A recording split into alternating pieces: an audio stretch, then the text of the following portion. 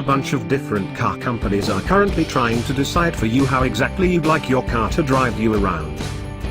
There's no standard for autonomous or even semi-autonomous driving systems, just a general C template describing the different levels of intervention required to operate computer-controlled vehicles, which means engineering teams at each automaker are keen to thrust their own particular point of view on the car buying public and see how it sticks. The Cadillac Super Cruise system is the perfect example. Available exclusively, for now, on the top-tier CT6 luxury sedan, Super Cruise is as unique as any other semi-self-driving setup you're likely to find at any echelon of the market. I spent a week behind the wheel, but not always in control, of the Cadillac CT6 to get a feel for how the system functions in the real world.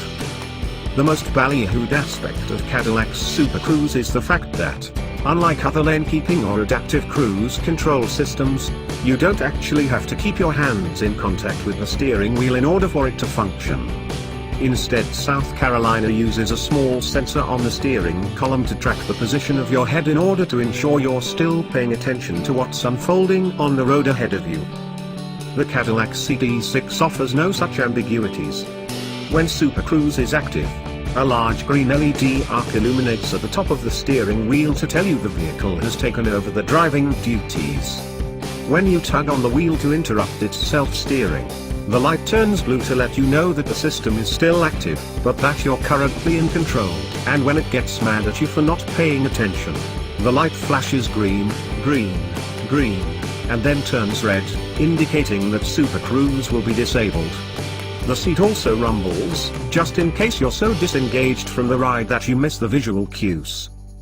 This is an enormous improvement over any other semi-autonomous system on the market and was, in fact, my favorite Super Cruise feature. There are a couple of caveats that go with it. Of course, if you don't intervene whatsoever even after you've been warned, Super Cruise will slow the CT6 to a stop in whatever lane it's in, which arguably creates a different kind of dangerous situation.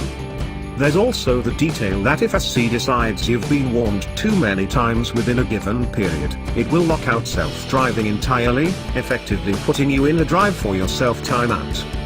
The final big difference between Super Cruise is C-Level 2 driver assistance system and the rest of the pack is its reliance on hyper-accurate mapping.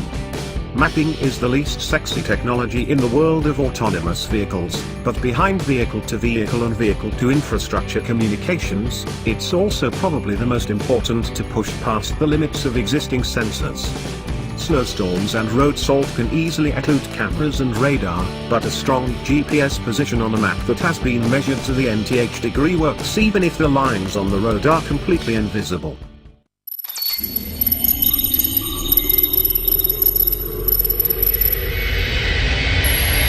Thanks for watching. Subscribe now.